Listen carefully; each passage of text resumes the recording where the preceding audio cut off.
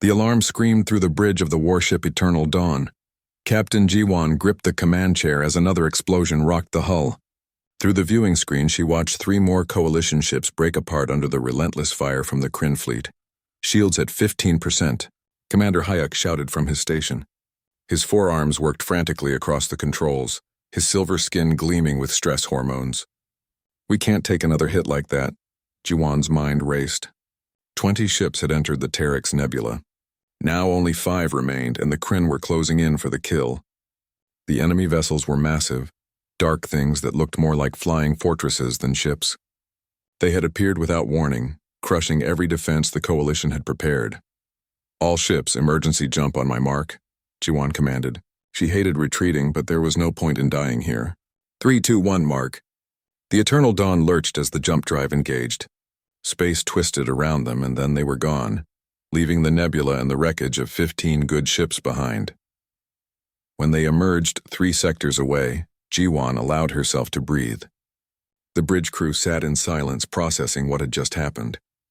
In 300 years of peace, the coalition had never faced an enemy like the Kryn. These warriors were brutal, efficient, and seemingly unstoppable. Damage report, Jiwon said quietly. Hull breaches on decks 7 through 12. Life support is failing in the aft sections. We lost 43 crew members. Hyuk's voice was hollow. Captain, if we keep fighting like this, the Kryn will destroy us all. Jiwon knew he was right. The coalition had grown soft during the long peace. Their weapons were outdated, their tactics predictable.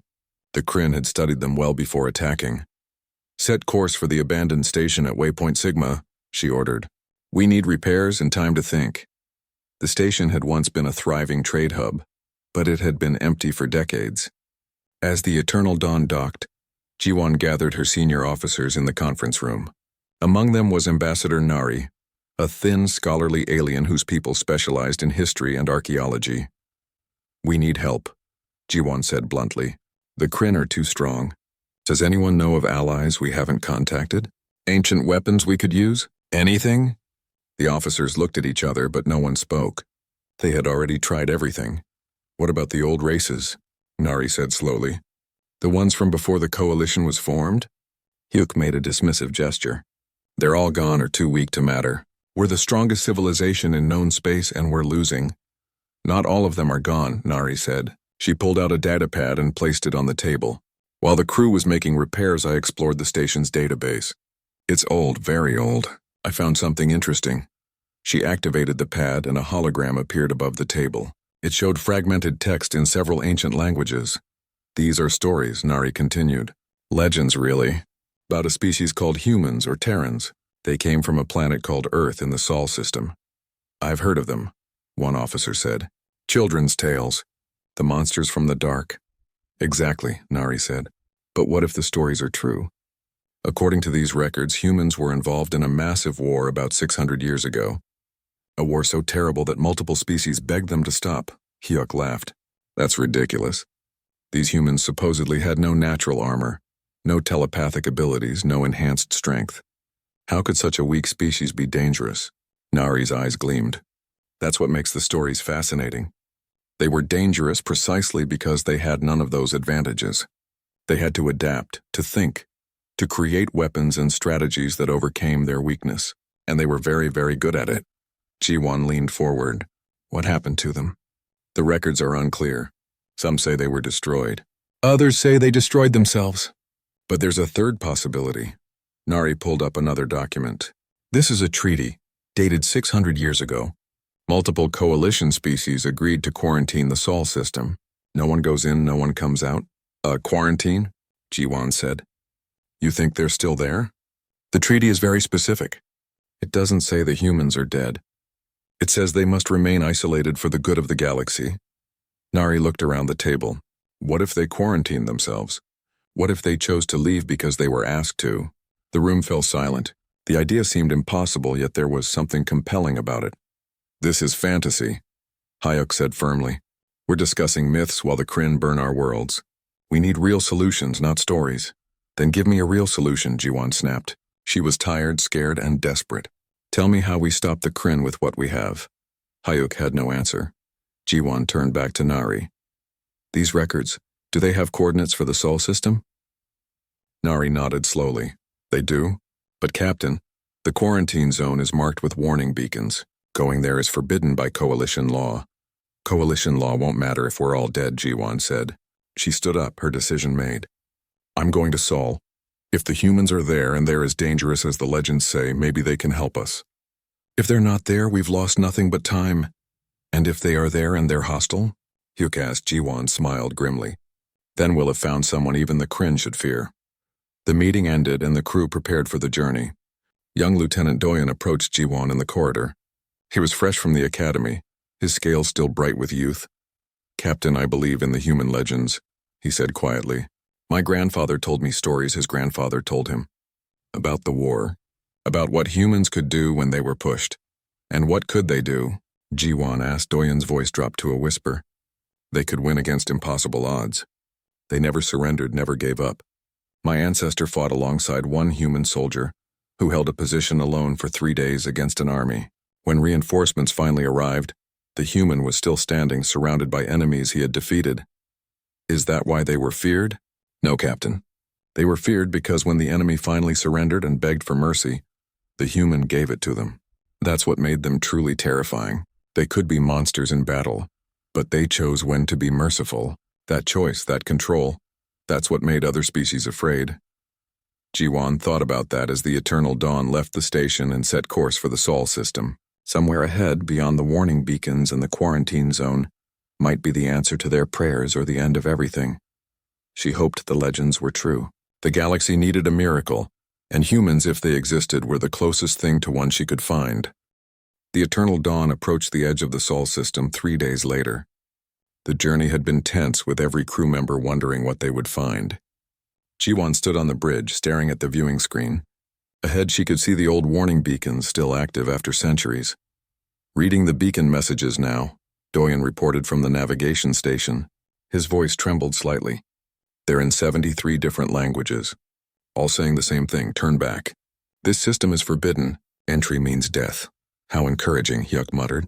He had argued against this mission the entire way, but he was a good officer. He would follow orders even when he disagreed. Take us past the beacons, Jiwan commanded. Slowly, the ship crossed the invisible boundary. For a moment, nothing happened. Then alarms blared across every station. Multiple weapon systems locking onto us, Doyen shouted. Counting at least 50 platforms, no, 100, they're everywhere. The screen lit up with targeting indicators. Automated defense platforms, ancient but still functional, were aimed at the Eternal Dawn from every direction. Each one had enough firepower to destroy the ship 10 times over. Shields up. Prepare evasive maneuvers, Hyuk barked. Wait, Jiwan said. Her heart pounded, but she kept her voice calm. Doyen broadcast first contact protocols. Every language we have. Tell them we come in peace. Doyen's fingers flew across his console. Moments later, the ship transmitted the universal peace message in hundreds of languages, including several ancient Earth languages that Nari had found in the old database. The weapons didn't fire, but they didn't power down either. Seconds stretched into minutes. The bridge crew barely breathed. Then a new signal appeared on the screen. It was a transmission audio only in perfect Coalition standard language. Unknown vessel, this is Earth Defense Force Station 12. You have violated quarantine protocols. State your identity and purpose immediately. The bridge erupted in shocked whispers. Hyuk's forearms fell to his sides in disbelief. Nari gasped. Even Jiwan felt her heart skip a beat. The humans were real. They were alive. And they were still guarding their system. Jiwan stepped forward. This is Captain Jiwan of the Coalition warship Eternal Dawn. We come seeking help. The galaxy is under attack by a hostile force called the Kryn. We are losing. We need allies. Silence. Then, stand by for verification. The weapons remained locked on them, but at least no one was shooting. Jiwan exchanged glances with Nari, who looked thrilled despite the danger. 5 minutes later, the voice returned. Captain Jiwan, you are cleared to proceed to Earth orbit. You will be escorted. Do not deviate from the flight path we transmit. Any deviation will be considered hostile action. Understood, Jiwan replied. 3 ships appeared on their sensors, seemingly out of nowhere. They had been hiding, probably cloaked. As they moved into visual range, the bridge crew stared in awe. The human ships were beautiful and deadly. Sleek, angular designs that seemed to cut through space itself. They were smaller than the Eternal Dawn but moved with precision and grace. The technology on display was far beyond anything the Coalition had. Those ships, Hayuk whispered. They're more advanced than ours. Much more advanced. They've had 600 years to develop without interference, Nari said.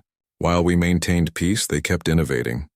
The escort ships guided them toward a blue and green planet, Earth. As they approached, Jiwan saw orbital stations, defense satellites, and hundreds of ships moving in organized patterns. This was not a dead system or a primitive civilization. This was a thriving, advanced society that had chosen isolation. Multiple ships approaching, Doyen reported. One is requesting permission to dock. Grant it, Jiwan said.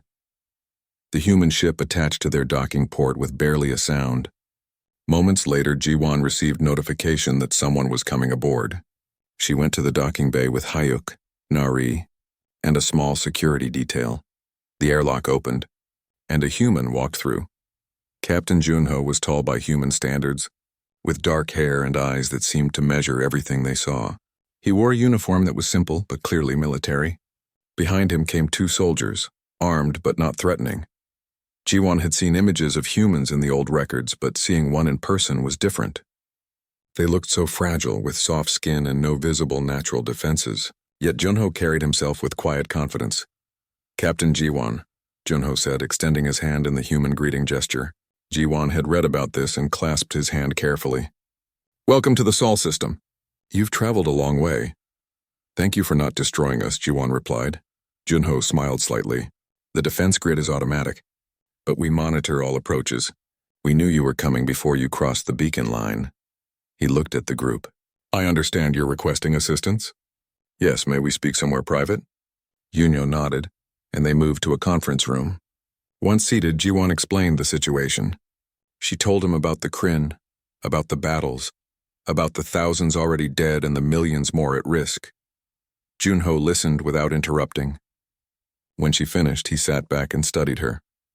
Your coalition asked us to leave 600 years ago, he said quietly. The war was brutal. We were fighting to protect ourselves and our allies, but the methods we used frightened people, so we made a choice. We quarantined ourselves to give the galaxy peace. I know, Jiwon said, and I understand why you might want nothing to do with us now. But the Kryn are different. They don't want territory or resources. They want to dominate and destroy. Every species they conquer is enslaved or killed.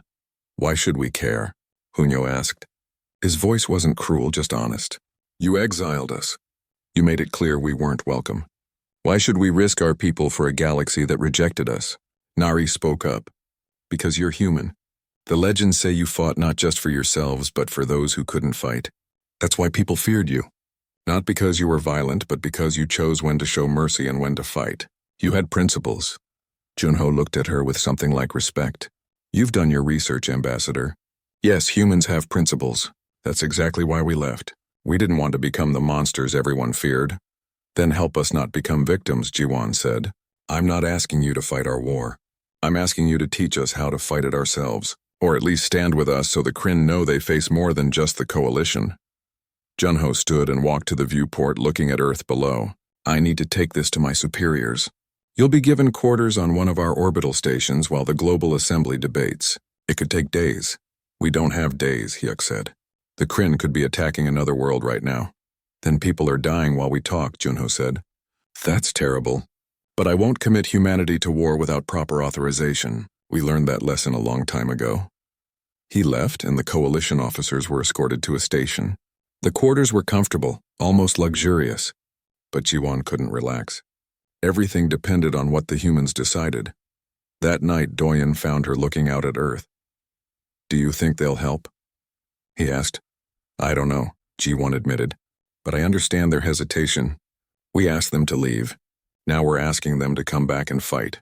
That's a lot to ask. The legends say humans always helped those in need. Legends also said they were myths, Jiwan replied. We were wrong about that. Maybe we're wrong about other things too. On Earth below, the Global Assembly was gathering. Yunyo delivered his report, showing footage of the coalition fleet's condition and Jiwan's desperate plea. The debate would be fierce. Some would argue for isolation, others for intervention. The fate of the galaxy hung in the balance, and nobody knew which way the humans would choose. The global assembly chamber was enormous, with representatives from every region of Earth and the colonies on Mars, Europa, and Titan. Premier Minho stood at the center podium, his face grave as he called the emergency session to order. "We face a decision that will shape humanity's future," Minho began. 600 years ago, our ancestors chose isolation to protect the galaxy from ourselves. Now the galaxy asks us to return. Captain Junho has provided his report. The floor is open for discussion. General Yunji was the first to speak. Was a veteran, gray-haired but still sharp-eyed and strong.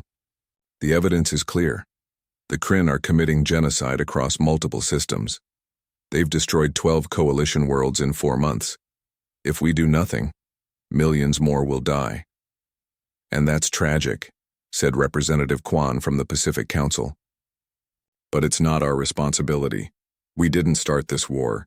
We've maintained our isolation and harmed no one. Why should we risk our people?" Dr. Huan, the chief historian, activated a holographic display.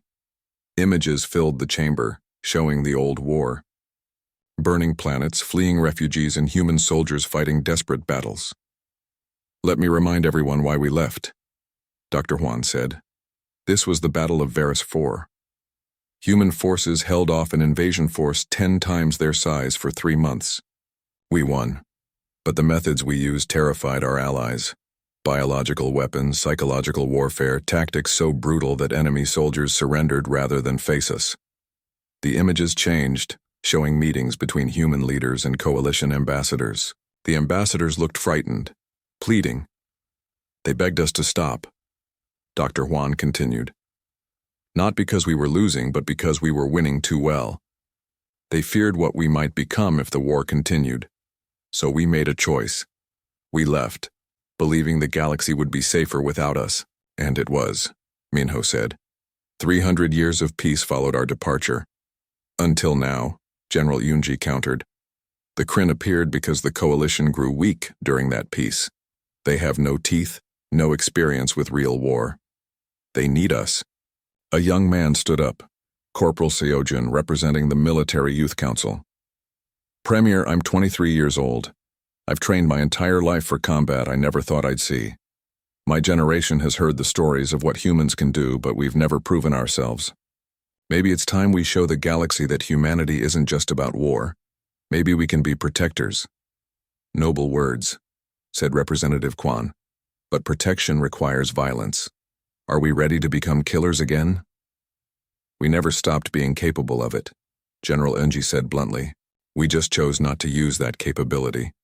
Every generation since the isolation has trained, has improved our technology, has maintained our military. We didn't do that to hide forever. We did it so that if the time came, we'd be ready." Minho held up his hand for silence. "Captain Junho, you've met these coalition representatives. What's your assessment?" Junho stood. "They're desperate.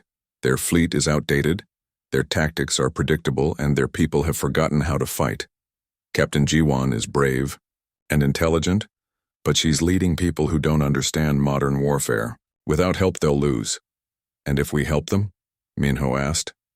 "Then we win," Junho said simply. "The Kryn are formidable, but they're not prepared for human strategies. They expect conventional warfare. We can give them something very different." The debate continued for hours. Some argued for complete isolation, others for full military intervention. The chamber was divided. Then a notification appeared on every screen in the room. A live feed transmitted from coalition space. Everyone fell silent as they watched. The footage showed a Kryn attack on a refugee convoy, unarmed transport ships trying to escape filled with families. The Kryn warships fired without mercy, destroying ship after ship. The camera caught glimpses of the passengers, their faces, pressed against viewports knowing they were about to die. One transport held mostly children, being evacuated from a destroyed world. The Kryn targeted it specifically, perhaps to terrorize the others. The ship broke apart, and small bodies drifted into the void of space. The feed ended. The chamber was absolutely silent. Dr. Juan spoke first, his voice shaking. That was transmitted 15 minutes ago. While we debated, that happened. Corporal Seojun had tears in his eyes. How can we watch that and do nothing? Representative Kwan looked shaken. I still fear what we might become. But I fear more what we'll become if we watch innocents die and do nothing. General Eunji stood. I call for a vote. Humanity must decide. Do we remain isolated, or do we intervene? The vote was close, but it passed. Humanity would go to war again. On the orbital station, Ji-won watched Earth through the viewport. She didn't know what the humans were deciding, and the waiting was agony. Beside her, Nari studied her data pad, reading more about human history. Did you know that humans almost destroyed themselves several times? Nari said quietly. Nuclear weapons, climate disasters, disease. They came so close to extinction. Maybe that's why they understand desperation. The door opened, and Junho entered. Ji-won turned, trying to read his expression. The assembly has voted, Junho said. Humanity will help you. Ji-won felt relief wash over her. Thank you. Thank you so much. But understand this, Junho continued, his voice hard. We're not doing this to rejoin the coalition or to reclaim our place in the galaxy. We're doing this because what the Kryn are doing is wrong, and we have the power to stop it. Once the threat is ended, we'll discuss what happens next. That's fair, Ji-won said. When can you mobilize? Junho smiled slightly. We already have. General Eunji began mobilization the moment the vote passed. The first fleet will be ready to deploy in 48 hours. 48 hours. Ji-won had expected weeks or months. How is that possible? Because we never stopped preparing, Junho said. Come with me. You should see what you've asked us to do. He led them to an observation deck with a view of Earth's orbital space. As they watched, massive ships began moving into formation. Battleships, carriers, destroyers, and support vessels.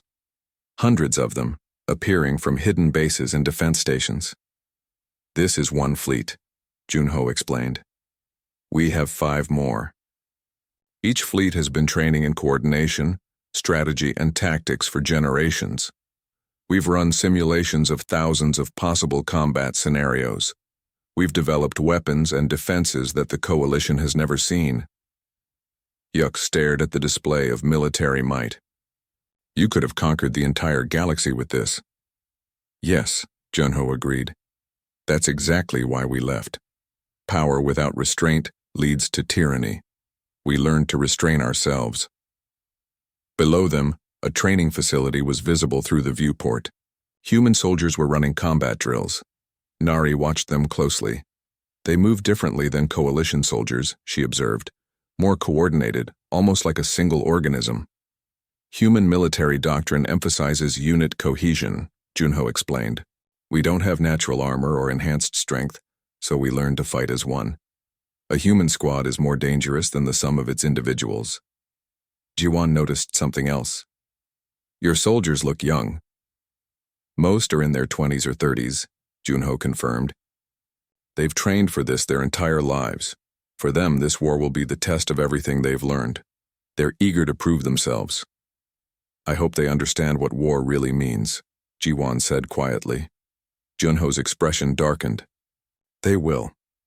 War teaches lessons that no training can replicate, but they're as ready as anyone can be. That night, Ji-won couldn't sleep. Tomorrow, they would leave for coalition space with a human fleet. The galaxy was about to rediscover what humanity could do in battle. She hoped they were making the right choice. In his quarters, Corporal Seojin checked his equipment one last time. He was nervous but excited. Finally, a chance to show what humans could be. Not monsters, not myths, but protectors.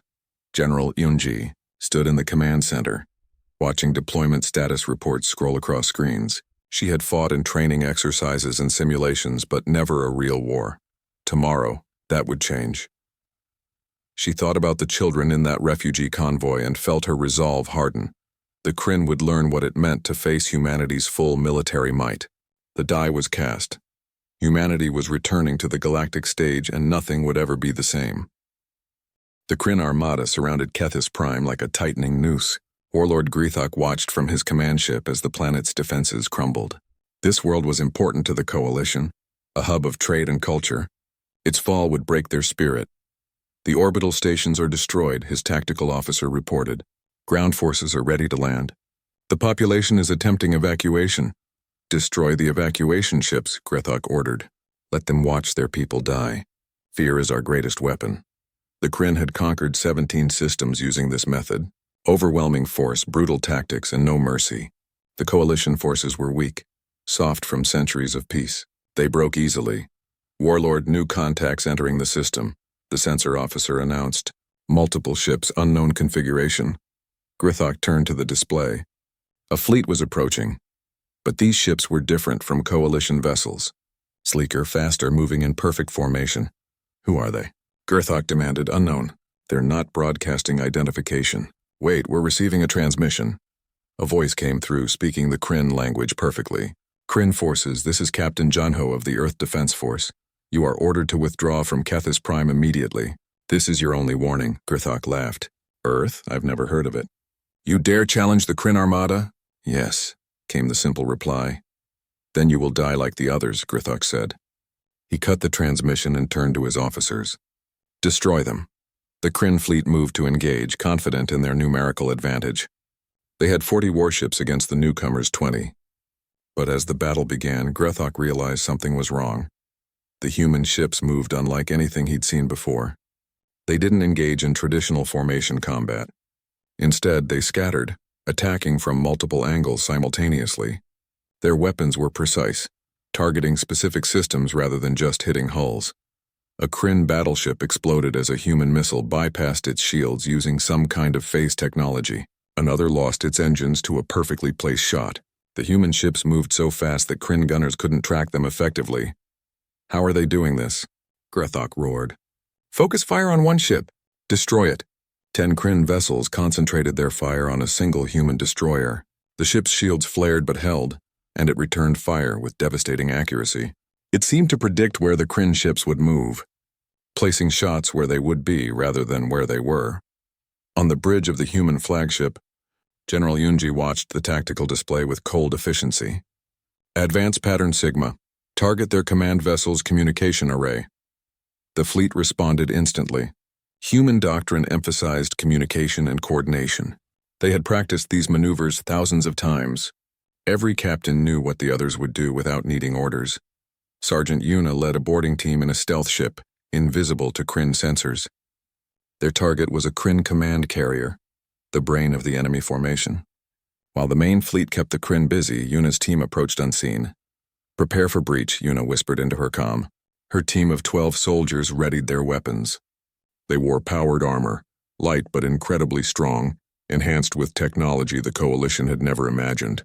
The stealth ship attached to the Kryn carrier's hull. Cutting lasers opened a hole and Yuna's team entered. They moved through the corridors like ghosts, their armor's sound dampening, making them nearly silent. Kryn soldiers were massive, 7 feet tall with thick armor plating and natural weapons. But they never saw the humans coming. Yuna's team used stun weapons first, dropping enemies before they could raise alarms. The goal wasn't to kill everyone, just to reach the command center. They found it 10 minutes later. Yuna placed explosive charges on the door and her team stacked up. The charges blew and they rushed in. The Kryn officers inside reached for weapons, but human reflexes were faster. In seconds, the command center was secured. Yuna walked to the main console and inserted a data spike. Engineer Taewon had designed it to interface with any computer system. Uploading virus now, she reported. 30 seconds. Outside, the space battle continued. The Kryn were learning to adapt, but not quickly enough. Human ships used tactics that seemed random, but were actually highly coordinated chaos. They made the Kryn react, pulling them out of position, isolating ships from the formation. Corporal Seojin piloted a fighter, his first real combat mission. His hands were steady on the controls as he wove through fire. His training had prepared him for this. He targeted a Kryn destroyer's engine port, firing precisely. The shot hit and the destroyer began to spin out of control. That's for the children, Seojin whispered, thinking of the refugee convoy footage. On Kethis Prime, the Coalition defenders watched in awe. The battle that had seemed lost was turning. The mysterious human fleet was fighting with a skill and ferocity that seemed impossible. Captain Jiwan watched from the eternal dawn, which had arrived with the human fleet. She saw Hayuk staring at the tactical display, all four arms hanging limply. "They're not just winning," Hayuk said in disbelief. "They're making it look easy." "It's not easy," Nari corrected. "Look closer. Every move is calculated. They're using the Kryn's aggression against them, making them overextend. It's brilliant." The virus Yuna had uploaded activated. Across the Kryn fleet, communication systems failed. Ships lost contact with each other, with the command vessel, with everything. The coordinated armada became 40 separate ships, each fighting alone. "Now," General Yunji ordered, "all ships full offensive." The human fleet struck like a hammer. Without coordination, the Kryn couldn't respond effectively. Ship after ship sustained critical damage. Some tried to flee but found their jump drives targeted and disabled. Warlord Grithok watched his fleet fall apart. This was impossible. The Kryn had never been defeated like this. These humans fought with a combination of advanced technology and tactical brilliance that he couldn't counter. "Retreat," he ordered. "Emergency jump now!" But his communication systems were dead. He couldn't coordinate a retreat. Ships jumped individually, some making it, others destroyed before they could escape. In 30 minutes, the mighty Kryn armada was reduced to wreckage. Grithok's command ship was disabled, life support failing. He prepared to die in battle as a warrior should. Then human soldiers appeared on his bridge, the same team that had sabotaged his systems. Sergeant Yuna pointed a weapon at him. "Warlord Grithok, you are under arrest for war crimes." "Kill me," Grithok demanded. "I will not be taken alive." "That's not your choice," Yuna said calmly. "You will stand trial for what you've done. Your victims deserve justice." Grithok lunged at her, but the powered armor made her faster and stronger than her appearance suggested. She sidestepped and her team stunned him. The great warlord collapsed. The battle was over. The Kryn had suffered their first major defeat. On Kethis Prime, people emerged from shelters and watched the human ships in orbit. Rescue operations began immediately, with human medical teams helping the wounded. General Yunji contacted all coalition channels. "This is General Yunji of Earth Defense Force. Kethis Prime is secure. Medical and repair teams are deploying. The Kryn threat has been neutralized." In the Coalition Command Center, hundreds of light years away, officers watched the battle footage in stunned silence. Admiral Soman, who had opposed seeking human help, stared at the screen. "They didn't just win," she whispered. "They dominated. The Kryn are our greatest enemy, and the humans defeated them in less than an hour." On the eternal dawn, Jiwan felt relief and something else. The humans had saved them, proven the legends true. But watching them fight, seeing their efficiency and skill, she understood why the galaxy had once feared them. Yuk voiced what everyone was thinking. If humans can do this to the Kryn, what could they do to anyone who opposed them? Nari shook her head. "That's the wrong question. The right question is, why are they choosing to help us instead of conquering us? That choice is what makes them different." On Kethis Prime's surface, Corporal Seojin helped pull survivors from rubble. An alien child looked up at him with fear. Seojin removed his helmet and smiled gently. "It's okay now," he said. "You're safe," the child relaxed. Word spread quickly. The humans were not just warriors. They were protectors. In his cell on the captured command ship, Warlord Grithok contemplated his defeat. The Kryn had always won through superior strength and ruthlessness. The humans had beaten them with strategy, technology, and coordination. They fought smarter, not just harder. For the first time in his life, Grithok felt fear. If one human fleet could do this, what could all of humanity do if truly provoked? The galaxy was about to learn the answer. 6 months had passed since the Battle of Kethis Prime. The war against the Kryn was ending, not with their destruction, but with their surrender. It was a human-led campaign that pushed the Kryn back system by system, always offering the option to surrender before attacking. Many Kryn chose to fight and were defeated. Others, seeing the futility, laid down their weapons. Warlord Grithok remained in custody, awaiting trial for his crimes. His capture had shaken Kryn morale more than any battle. Captain Jiwan, now Admiral Jiwan after her promotion, stood in the Coalition Central Command watching the final treaty negotiations on screen. The Kryn homeworld was surrounded by human and coalition fleets, but No shots had been fired in 3 days. They're accepting the terms, Commander Hugh reported. He still struggled to believe how the war had changed. 6 months ago, the coalition was losing. Now they were dictating peace terms, full disarmament, reparations for damaged worlds, and submission to war crimes tribunals. The humans insisted on the tribunals, Jiwan said. They want justice, not revenge. Ambassador Nari entered the command center carrying a datapad. The Institute of Terran Studies is officially opening next month. We have students from 40 different species already enrolled. To learn what? Hyuk asked. How to fight like humans. Not just that, Nari corrected. To learn how humans think. Their philosophy of warfare, but also their approach to peace. The humans taught us something important. You don't win a war by destroying your enemy. You win by making them choose peace. Jiwan thought about that. In every battle, General Yunji had offered surrender terms before attacking. She had targeted military assets while minimizing civilian casualties. When Kryn soldiers surrendered, they were treated fairly, given medical care, and eventually returned home. It had confused the Kryn at first. In their culture, defeat meant death or slavery. The humans had shown them a different option: admit defeat, accept justice, and rebuild. Many Kryn were still adjusting to the concept. On Earth, Premier Minho met with the coalition ambassadors in the Global Assembly chambers. The topic was Earth's future relationship with the galaxy. The coalition formally invites humanity to join as full members, the lead ambassador said. With your military strength and technological advancement, you would be a cornerstone of galactic security. Minho considered carefully. Around him, the assembly members waited for his response. General Yunji was present, as was Dr. Huan and several others who had debated intervention 6 months earlier. We're honored by the invitation, Minho said slowly, but we have conditions. We won't join the coalition as conquerors or overlords. If we join, it must be as equals among equals. Of course, the ambassador agreed quickly. And we want changes, Minho continued. The coalition grew weak because you forgot how to defend yourselves. We'll help rebuild your military capabilities, but you must learn to stand on your own. We won't be your permanent protectors. The ambassador looked uncertain. You want us to be able to fight without you? Yes, General Yunji said firmly. Dependency breeds weakness.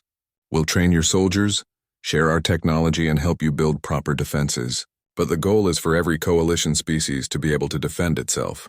What about humans serving in coalition forces? Another ambassador asked. Surely some of your people would want to continue in military service. They would, Minho confirmed. We're establishing a joint training program. Human instructors will teach coalition officers. Some humans will serve in mixed units. But this is about cooperation, not domination. Dr. Huan added, we've also proposed a historical commission to study what went wrong in the last war, to understand why we were asked to leave, and to ensure those mistakes aren't repeated. The ambassadors agreed to all terms. Earth would join the coalition, but on humanity's terms, as partners, not rulers. On Kethis Prime, now fully rebuilt, a memorial was being unveiled. Corporal Seojin, promoted to sergeant after his actions in the battle, stood at attention with a mixed honor guard of human and coalition soldiers. The memorial was simple, a stone pillar with names carved in multiple languages. The dead from the battle from all species remembered together. At the top, an inscription read, "They fought so others could live in peace." Sergeant Yuna was there too, her special operations team standing beside coalition soldiers they had trained. She had spent the last 6 months teaching combat tactics to aliens who had never seen real war before. It was challenging work, but rewarding. Do you miss it? One of her students asked quietly. The fighting? Yuna thought about that. I miss the clarity of purpose. In battle, you know what you're doing and why. But peace is better. Peace means we succeeded. At the Earth Defense Force headquarters, Captain Junho prepared for his new assignment. He was being posted as the permanent military liaison to the coalition, based on one of their central worlds. It would be strange living among aliens full-time, but he was ready for the challenge. General Yunji was retiring. She had led humanity's return to galactic affairs, and now it was time for the next generation to take over. Her final act was addressing the new class of Joint Human Coalition officer candidates. 6 months ago, humanity stepped back into the galaxy, Yunji said to the assembled cadets, human and alien alike. We came back because we were needed, but also because we learned something important during our isolation. Power without purpose is meaningless. Strength without compassion is cruelty. She looked at the young faces watching her. Some were human, like Seojun, and others eager to serve. Others were coalition species learning human methods and philosophy. You are the future, Yoonji continued. Not just of Earth or the coalition, but of a new way of thinking. You'll learn to fight together, to trust each other, to protect those who cannot protect themselves. And most importantly, you'll learn when not to fight. Sometimes the greatest strength is choosing peace. The graduation ceremony ended with all cadets taking an oath together. To protect the innocent, to serve with honor, and to never abuse their power. It was a new beginning. In the Coalition Senate, Admiral Jiwon presented her report on the war's lessons. She spoke bluntly about coalition failures, about how peace had made them complacent, about the need to remain vigilant without becoming paranoid. The humans saved us, Jiwon concluded, but they also taught us that we must save ourselves. They won't always be there. We need to be strong enough to stand alone while wise enough to stand together. The Senate voted to implement her recommendations. Military reforms, better training, improved technology. The coalition was rebuilding itself to be stronger and smarter. Yuk, now serving as the coalition's military reform coordinator, worked with human advisors to restructure defense forces. He had gone from skeptic to believer, having seen firsthand what proper military doctrine could achieve. The hardest part isn't learning the tactics, he told a group of officers. It's changing how we think. Humans don't just react to threats. They anticipate them. They plan for worst-case scenarios. That's what we need to learn. The Sol system's warning beacons were being reprogrammed. Instead of threatening death to visitors, they now carried a different message. Here dwell those who fight so others may live in peace. Approach with respect. Leave with friendship. Trade routes were opening between Earth and coalition worlds. Human technology was being shared carefully, ensuring it wouldn't create dependency. Cultural exchange programs brought aliens to Earth and humans to alien worlds. Nari's Institute of Terran Studies became a center for understanding human psychology, history, and philosophy. Students learned about human wars, but also about human art, literature, and ethics. Understanding why humans fought was as important as understanding how they fought. On the Kryn homeworld, reconstruction was underway with human assistance. Former warriors were being retrained for peaceful professions. Warlord Grethok's trial had concluded with a life sentence, but his people were given a chance to rebuild their society. Some Kryn resisted, clinging to their old ways. But most accepted the new reality. They had met an enemy they couldn't defeat, one that offered mercy instead of destruction. It was a lesson worth learning. Corporal Seojun, now training Coalition Marines, received a message from the alien child he had helped on Kethis Prime. The child was doing well, attending school, and wanted to thank the human soldier who had saved her. Seojun kept the message, a reminder of why he served. One evening, Admiral Jiwon and Captain Junho met for dinner on a neutral station. They had become friends during the war, bonding over shared experiences and mutual respect. "Do you think we made the right choice?" Yunyo asked. "Coming back, I mean. Opening ourselves to the galaxy again," Jiwon smiled. "You humans have a saying, with great power comes great responsibility. You could have stayed hidden forever, safe and isolated. But you chose to help us. That choice defines who you are." "We made mistakes before," Junho said quietly. "In the old war. We became too ruthless, too focused on winning. That's why we left." "And you came back different," Jiwon replied. "You showed us that strength and mercy aren't opposites. They complement each other. The galaxy needed to learn that lesson." They looked out at the stars, at ships from dozens of species traveling together in peace. It wasn't perfect peace. There were still conflicts, still problems to solve. But there was hope.